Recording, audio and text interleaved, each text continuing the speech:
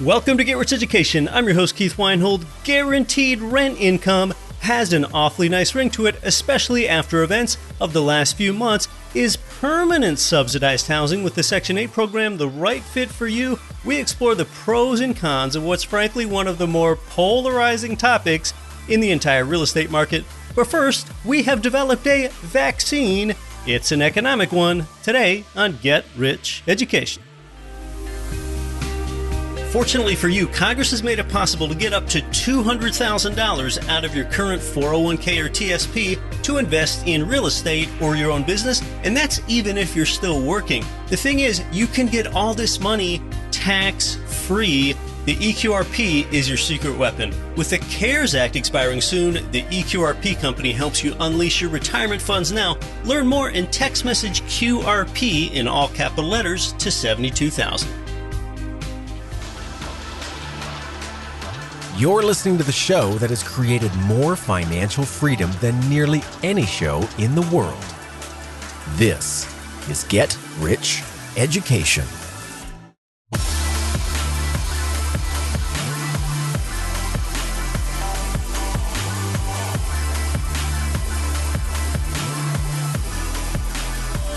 Welcome to GRE, from Milford, Delaware to Medford, Oregon, and across 188 nations worldwide. I'm Keith Weinhold. This is Get Rich Education. Yeah, you are back in that abundant place where you are always doing the right thing before you do things right. You need to understand something. Due to taxes and inflation and other reasons that we discuss here, savers lose wealth. Stock investors maintain wealth. Real estate investors build wealth. Though generally that's a strong belief that I have, understand this. That is true when a person has somewhat of a financial education. It doesn't take an extensive one. But if a person has zero financial education, then you know what? I'd actually say that you're more likely to lose some money in real estate than you are stocks. If you're just throwing darts at a board, I think you're more likely to lose less with stocks. But don't just throw darts at a board. As long as you're taking an interest in your financial future, like you are, learning here, real estate is what can make a difference in your life.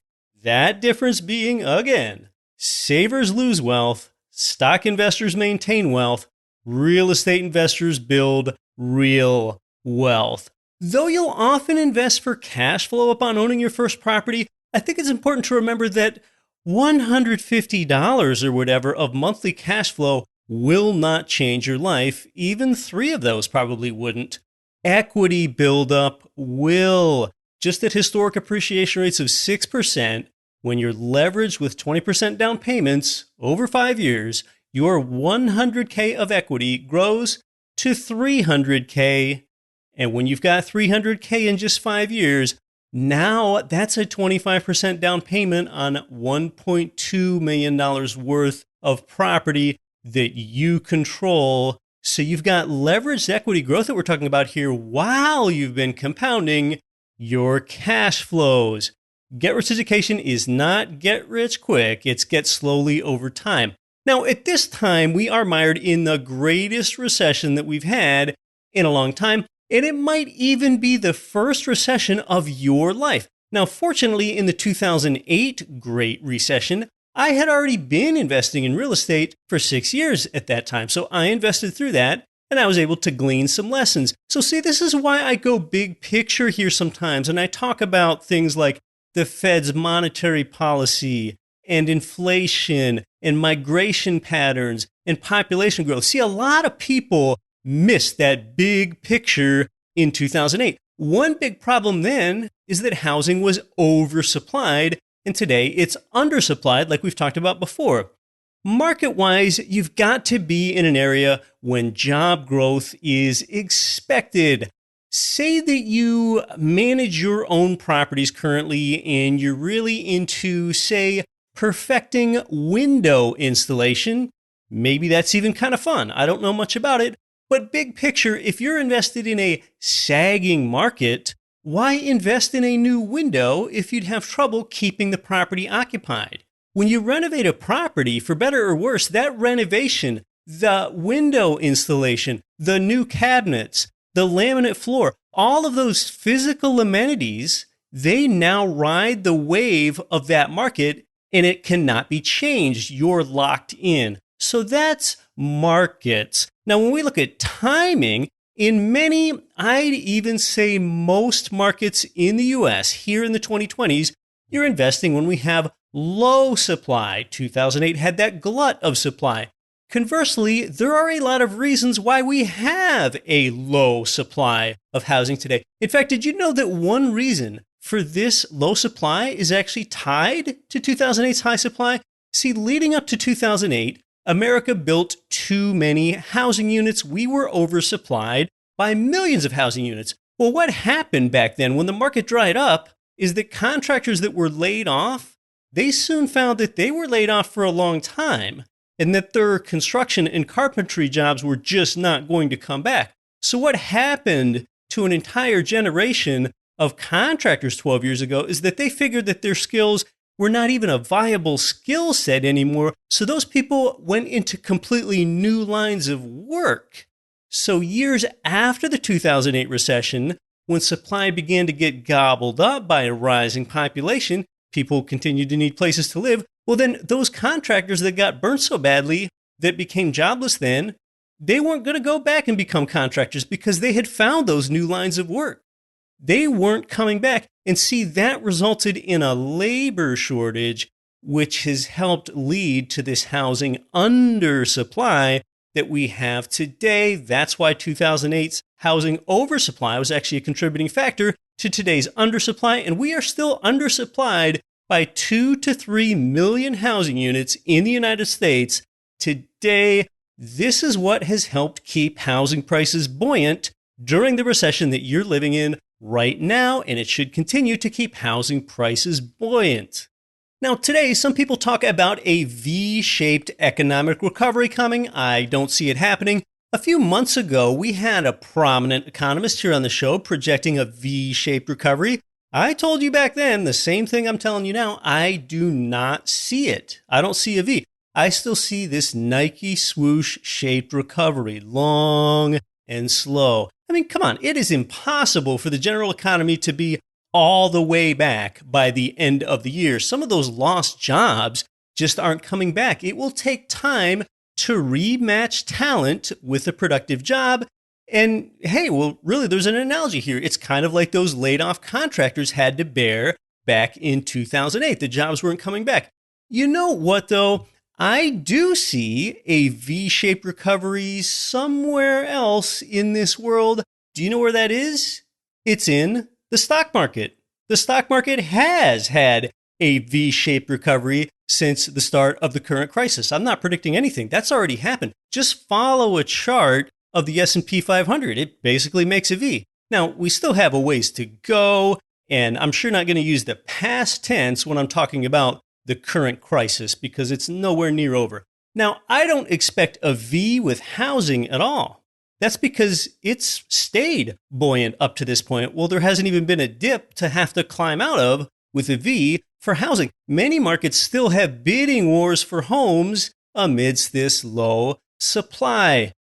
In the second half of last week's show, I did a segment about the geography of real estate, and I'm wondering, did you wow any other people with that trivia question answer in the past week? Java has more people than Russia?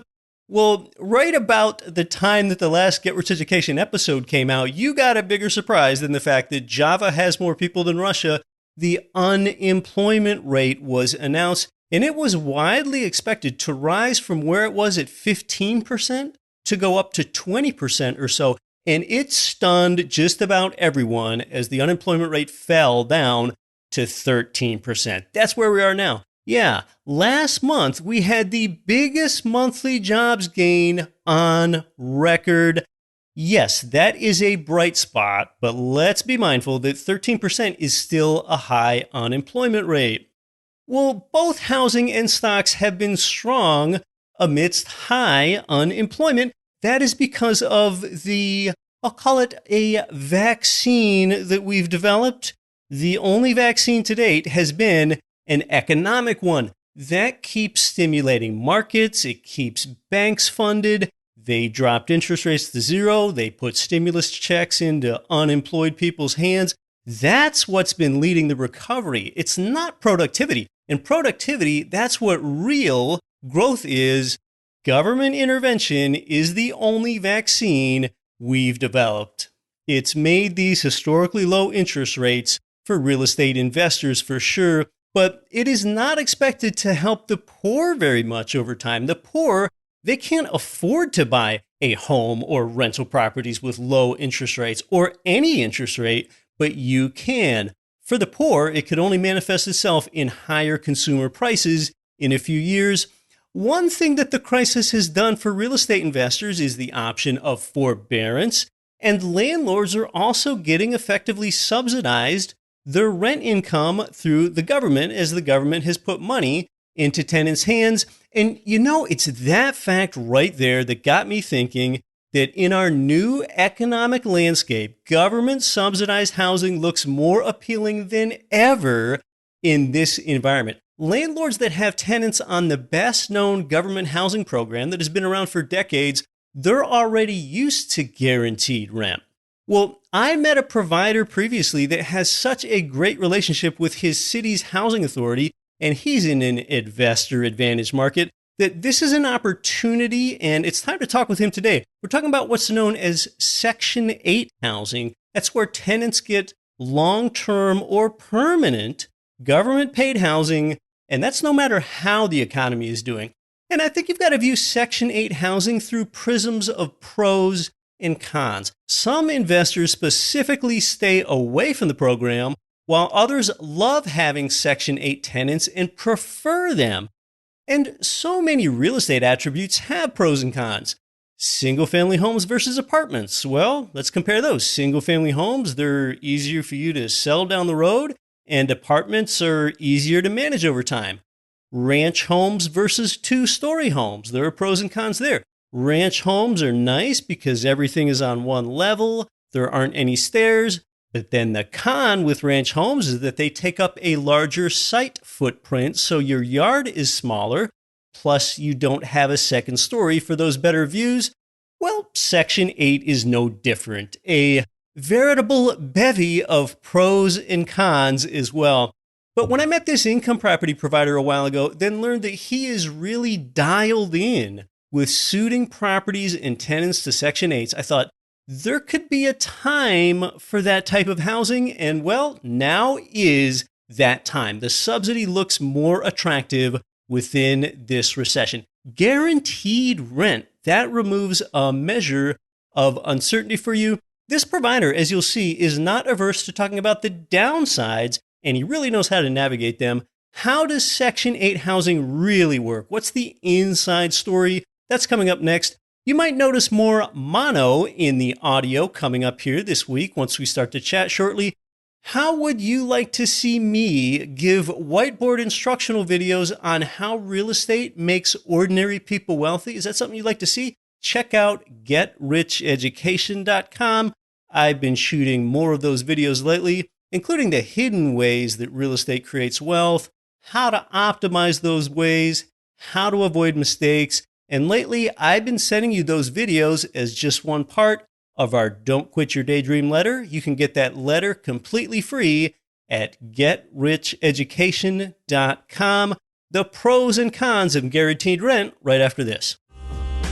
The people that our listeners can't stop talking about are Ridge Lending Group and MLS 42056. They provided you with more loans than anyone. It's where I got my last few loans, and they finance single-family income property up to fourplexes. They're the #1 lender for both beginners and veterans. Start your pre-qualification, chat with President Chaley Ridge personally, and you'll end up with your custom plan for expanding your cash flowing portfolio. Start at ridgelendinggroup.com. Property investors can get killed with maintenance costs. That's less likely when you buy brand new construction. Let me tell you about JWB Real Estate Capital in bustling Jacksonville, Florida. They pioneered the build-to-rent model where you can invest in new construction, turnkey rental property. That's why JWB was featured on the front page of the Wall Street Journal.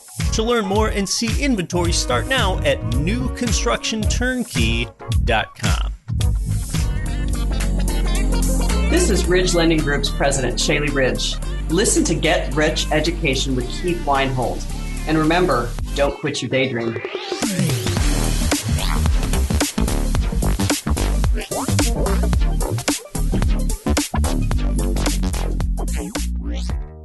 I'd like to welcome Frank onto the show, a turnkey provider in Richmond, Virginia. He really helps facilitate investors with Section 8 tenancies. We're going to talk about just what that means. Frank, welcome to Get Rich Education. Hey, Keith. Thanks for having me. I have been in the room with Frank at a mastermind meeting, and I'll tell you, Frank is one of the best listeners, so it's good to have you here. The Section 8 program, some people also refer to that as the Housing Choice Voucher Program. That is the federal government's primary program, really to help what I think of as three groups of people: low-income families, the elderly, and then the disabled. That helps them afford quality housing, and that's funded by HUD, the Department of Housing and Urban Development. Now, you, the listener, with stimulus plans, you might essentially be accepting rent payments that are indirectly government funded through other stimulus or generous unemployment programs that we've had through the crisis, where your tenant is effectively that pass-through. Investors that have been renting to tenants on the Section 8 housing program, including me over time, they've benefited from this for years, where the government directly funds much of the tenant's rent payment and pays it straight to the investor. It's guaranteed rent income. So, Frank, you deal with so many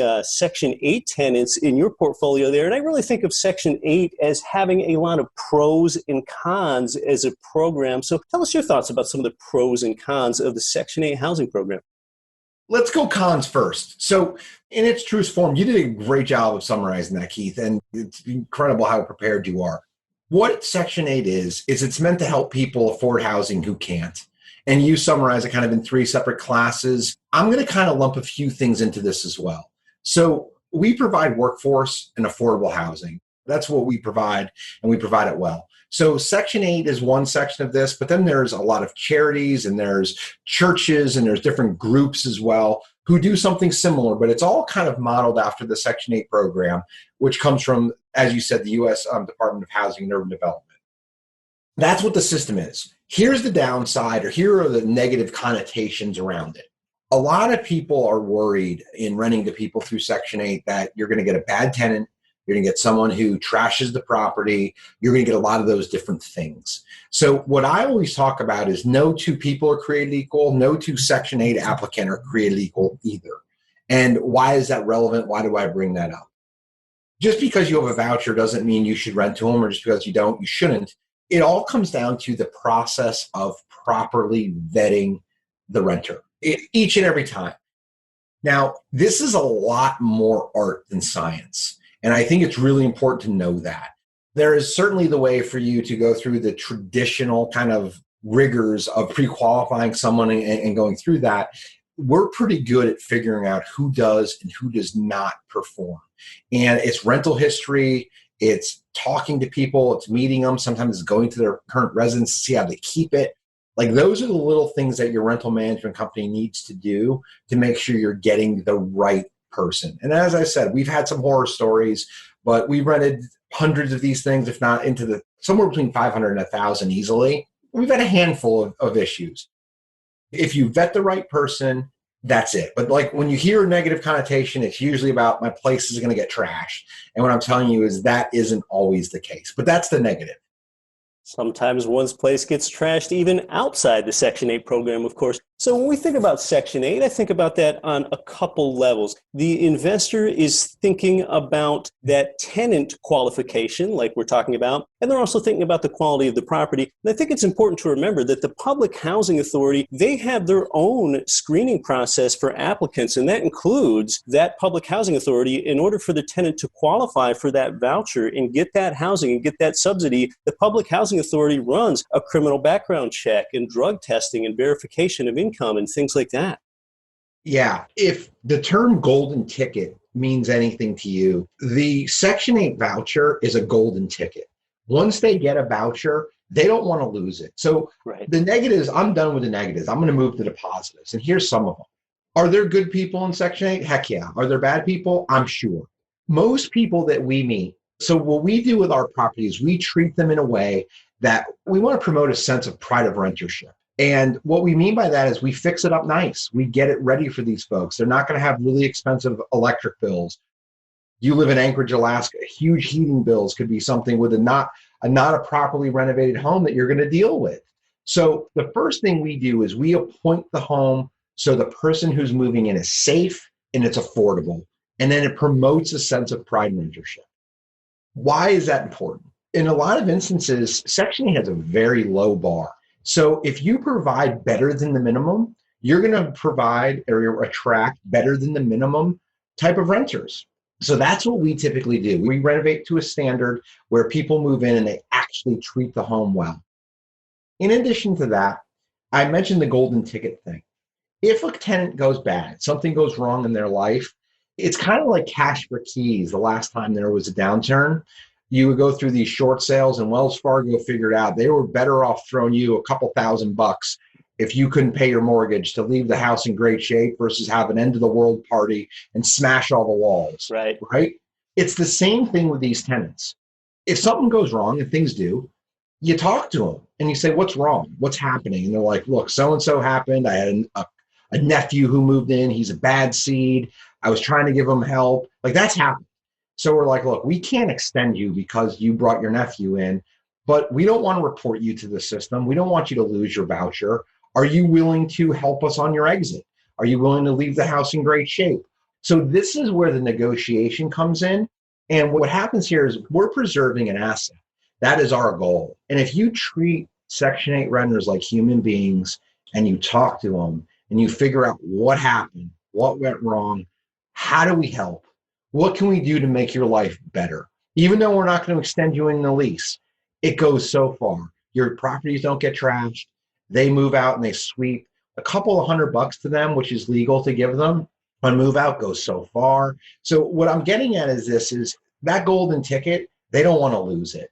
So if they do make a mistake, they don't want double jeopardy. They don't want to also get evicted or get pushed out of a property and lose the voucher. So what they do is they realize, okay, I made a problem. I can't rent from you anymore, but will you work with me if I work with you? And Keith, what I'm telling you, it goes a really long way there. It preserves the asset. You build a name for yourself with folks. You work with them. It's the right thing. It goes a long way. Frank, I'm so grateful that you gave us a concrete example of something that can be difficult and how you've dealt with it. That really helps. When you do talk about the golden ticket, sure, that tenant doesn't want to lose that housing voucher. In fact, oftentimes in Section 8 tenancies, this is why you tend to have lower vacancy rates. Residents often stay in the Section 8 housing program longer because of the guaranteed assistance, and they can continue to do that as long as there isn't a dramatic change in their income or their family size. So we've been talking about tenancies, and then when we talk about the physical property, I have rented to Section 8 tenants in the past, and shortly before the tenant moves in, a case manager comes over to the property, and they do a pretty extensive inspection before that Section 8 tenant can even move in. And then the case manager does an annual inspection each year after the tenancy begins. So the case manager, and there are pros and cons of this, they go around and they check out the place. Is the plumbing and electrical up to code? Does the kitchen stove work? Are the stair railings secure for safety? Does the window open and close all the way? I had difficulty with a case manager one time because I had a window on a property that closed for all but 1 inch, and they would not rent the place to that tenant until that window closed. So there are really pros and cons within that case manager inspection. The pro is, well, you kind of get a free safety inspection of your place, and the con is that sometimes there are things you need to deal with and work out in order for that tenant to occupy that unit. I was on a call earlier today. Someone talked about Section 8. They're like, you hear slumlord. That's immediately what you think about. And I think some people are that way, but you don't have to be that way. And if you're not, you're going to get good residents. One of the things that we really do, I talked about the pride of rentership, and it's important. If you provide a great house, the system is built to kind of help people for a very short period of time. Some people are professional renters who stay forever. It just is. Right, wrong, indifferent. I'm a landlord. I want to collect my rent. I'm not a politician. So they're going to decide what the politics are of it, and I'm going to provide a good property, and I'm going to collect rent. So we're key to the coronavirus, right? Or, whatever you want to say. This is the upside of the government program. Let's just say there's a family, and they move into this property. The government, as you said, kind of uses a sifting process, right, in a qualification. And let's just say in our market, a 3-bedroom, 1-bath is going to rent for about $1,300. So what they're going to do is they're going to say, okay, affordable for this family is, I'm going to make the math really easy, $1,500. So the most they can pay for housing is $1,500. That includes electrical, that includes heat, includes water, and it includes rent. We're going to say there's $200 allocated for utilities, and there's $1,300 allocated for rent. In normal situations, the government, the Section 8 program is going to pay for a portion of that. They don't pay all $1,300. Sometimes they do, but sometimes they don't.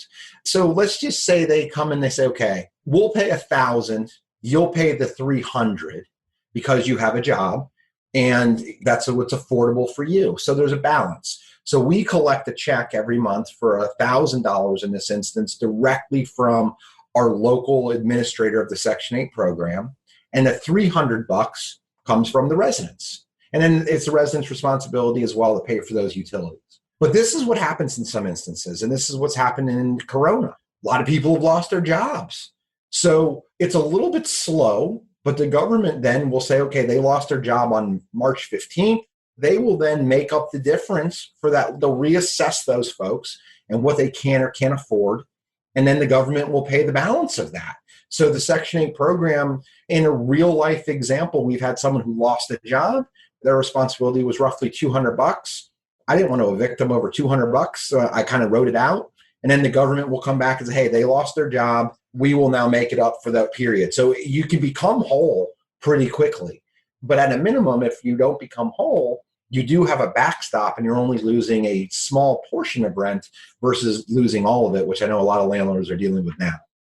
And there are a host of reasons as to why someone might qualify for Section 8 housing assistance as a tenant. I had people displaced from Hurricane Katrina in New Orleans that made a long-distance move. Interestingly, I remember asking the case manager, well, now, how long is this person eligible for housing assistance? Does this run out after a certain number of years? They gave me the most surprising answer ever. They said he will get that paid for the rest of he and his family's life. Wow. Have you had any instances where the relief ran out for the tenant? Not in a negative way. So in some instances, people make more money and something like that happens. But by and large, if you're in the system, you kind of remain in the system. I don't meet a lot of the residents, but I did meet one. You know, I was with my parents. So it was the perfect person to meet. She thanked us and told us the nicest house she's ever been in. And she's been in the Section 8 system since the 80s. I mean, if you're doing the math, that's a very long time. Again, I don't know if that's how it's built. We've not seen people lose a voucher for anything other than bad performance. And it's out of the 1,000+ examples, I think I've seen it once or twice. Like, these people just do not want to lose that voucher. Right. There is a greater demand for that voucher than there is supply. And oftentimes that tenant has been on a substantial waiting list to get into that program. They don't want to jeopardize it. They don't want to mess it up. So Frank, tell us more about how your turnkey company there in Richmond, Virginia helps facilitate this for that turnkey investor. Because typically landlords who want to participate in the Section 8 program, they're the ones that apply with the local public housing authority. Is that how it works with you? Yeah, so we chose to be in this market. For a very, very, very, very brief period of my life, my parents actually collected unemployment, a couple months, but it was in the 70s. It was a tough time, and they collected it. And I've always been kind of partial to providing good because it helps. So from that standpoint, we've kind of launched into this space purposely. I'm also a businessman, and I launched into this space for a few reasons. I think it's a good service, and I think someone needs to provide it, needs to do it well.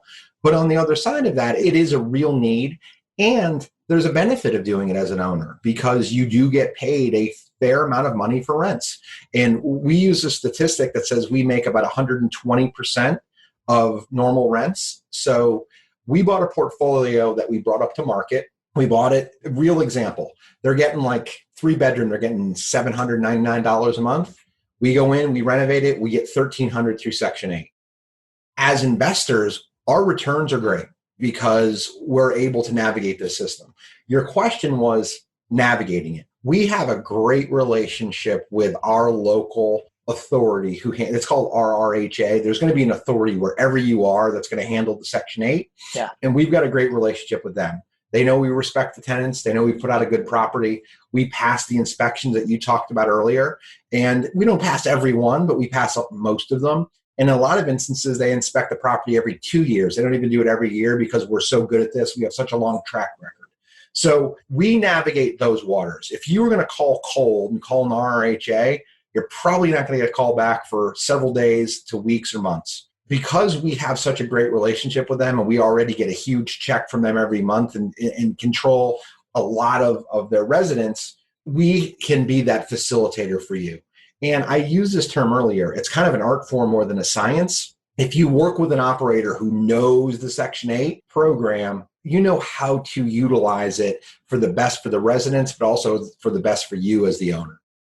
Talking about the RRHA, the Richmond Redevelopment and Housing Authority there. Richmond, of course, being the capital city of Virginia. CNBC named Virginia as America's top business state for 2019. So there really are some substantial competitive advantages within the state. You've obviously helped leverage the advantage that you have with the RRHA to help that make fruitful for investors. Tell us some more about why Richmond and the neighborhoods that you select for these housing types.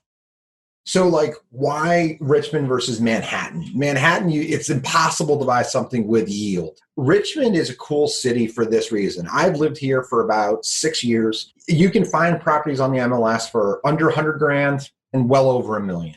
The majority of our stuff is 300,000 and less. It's an old city. So there's lots of houses that have fallen into disrepair and even pockets in neighborhoods that have fallen into disrepair. So as people who professionally fix houses for a living, there's an evergreen supply. Richmond is one of those really cool southern cities, but it doesn't get all the pub of like an Austin, Texas, or any of those other real Nashville. So what you travel to Nashville and like, it's got all the same stuff we got, it's just more expensive. So we kind of fly under the radar. Because cities that get pressed like Nashville and Austin, they have their values that run up. Rents don't keep up to them proportionally, and they're not profitable. That has not happened in Richmond. That's right. And before everyone had to walk around with a mask, we became a tourism destination because of the fact we have a bunch of breweries. There's a lot of cool nature. There's rivers. So we have draws that bring people in from a tourism plus history. We have a huge tourism draw. And then we also have a lot of businesses that move here. Some of these businesses have main campuses in Northern Virginia, which is 90 minutes away with no traffic. But then they have 20, 30,000 employees, like Capital One is a great example. Their second biggest campus is 90 minutes away from DC. And the reason they bring so many people here is because it's less expensive. So as a company, they can pay people a little bit less. So we're an employment center. And we're a fully diverse market. We're not one of those markets that only has a high end or a low end. We've got a real middle class. So it's a good market. I think this is something that's really important to kind of talk about too, Keith. We don't invest in the red spots, like the places where there's high crime. We stay away from those areas. Like if people are jogging, the neighborhood's probably too nice. But if people are running, it's probably not nice enough. So we like to find that spot where maybe in 3 or 4 years, you'll see runners or joggers. So we invest kind of on the fringe. And a neighborhood's not going to really be helpful for a national audience, but we have neighborhoods that we'll invest in where maybe the 7, 8, 900 block are selling for 300 to 400 grand, but the 1600 block sells for 150 grand. Those make great rentals. And it's not going to take all that long to get up to 16th. Like in the old days, I used to buy on 4th and 5th, and 7th was like way out there. So we buy in what's called the path of progress. And the path of progress means that you may have some appreciation. I don't think you should buy for it, but in a lot of instances, because of where we buy, it makes sense. If you buy in the path of now, yeah, oftentimes it's not profitable. Buying in the path of progress is often that sweet spot. And what is the typical ratio of rent income to purchase price? You gave an example of a $1,300 rent previously, but tell us about where you fall in the median for that investor sweet spot there in Richmond. So there are a handful that beat that 1% rule, but it's rare. It's really rare. Yeah. I would say 5, maybe 10% of the time we'll find those, but we will oftentimes be somewhere in, if 1% is the sweet spot, it's 0.95, 0.9. So like, I'll give a great example. that $1,300 a month rent will probably sell for 140 to 150,000. The cash on cash return, because our taxes are really low. We're not like Pennsylvania where the taxes are higher. We don't have the huge energy bills they have up there because the winters aren't as cold. So because of that, our cash on cash returns are quite strong. If it's 1,300 sells for 145, that's going to be like 18.5%. We're talking about the capital of the 12th most populous U.S. state, Richmond, Virginia, a substantial place. It does often stay off the radar. If you want to learn more about how to connect with a turnkey provider that specializes with and has a relationship with the local housing authority for those Section 8 tenants, Frank, is there any last thing that you would like our listeners to know, whether that has anything to do with Section 8 housing or Richmond or the type of rehabs that you do to these properties? So we have a bevy of information, Keith, and we actually did kind of a fact-finding mission with some of the folks who've already reached out to us. We've had somewhere between 50 and 60 folks. So we've actually created just for you an FAQ of the most asked questions from your audience. So we'll put that in a nice glossy. We'll get that over to you. It's literally the questions that your audience is asking. A lot of them you've asked today, but we wanted to be mindful of not only having the message that you really wanted to hear, and I feel like we've got that for you. You can learn more at getricheducation.com/Richmond. Guaranteed rent probably has more value in the marketplace to a lot of people than it did just 1 year ago. Frank, it's been so great having you on the show. Thanks for having me, Keith. Appreciate it.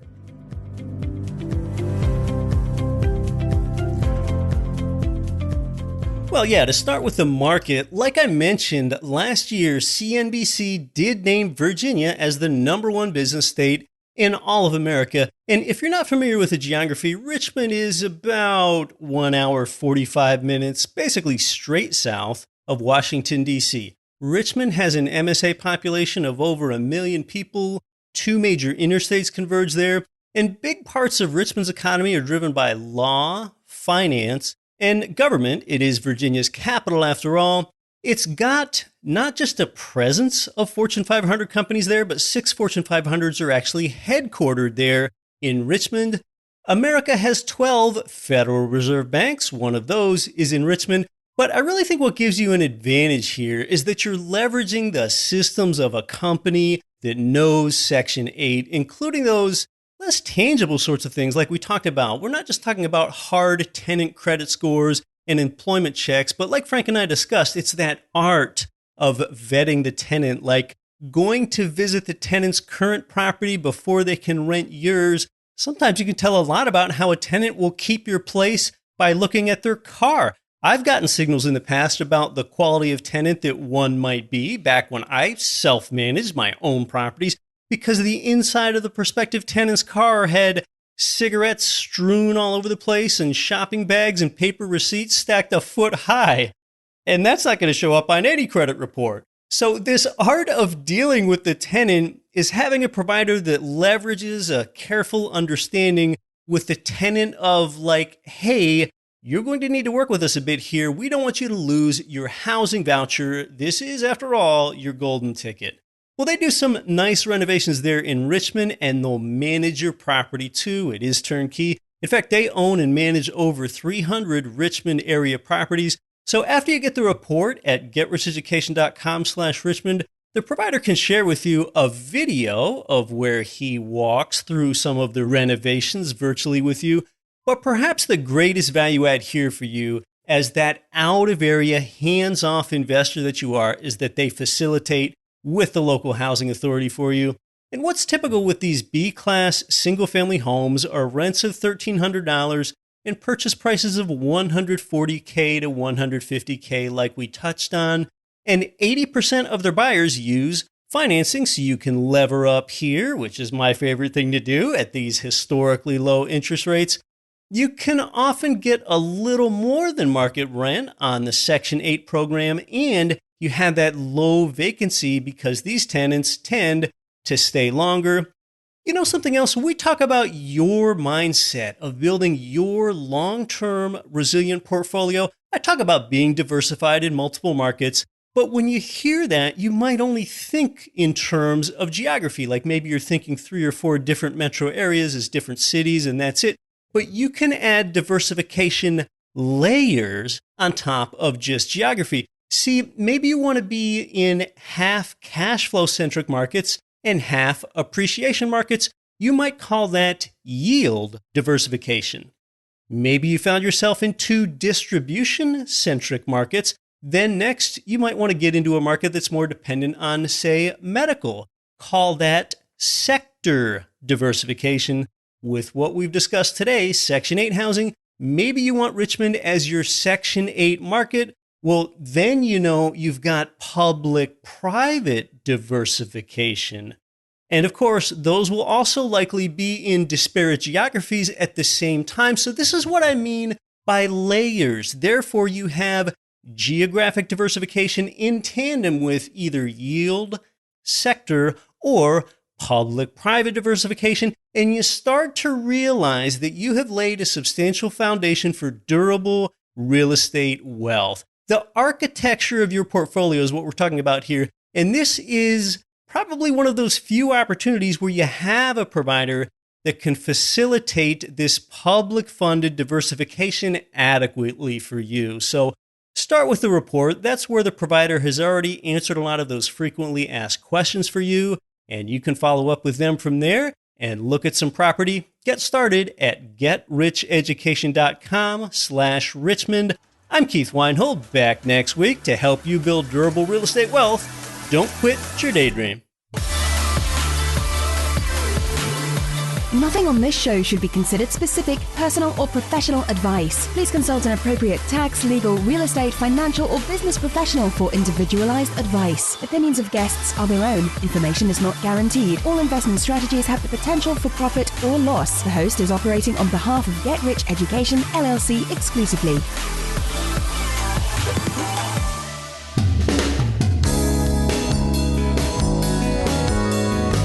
The preceding program was brought to you by your home for wealth building, GetRichEducation.com.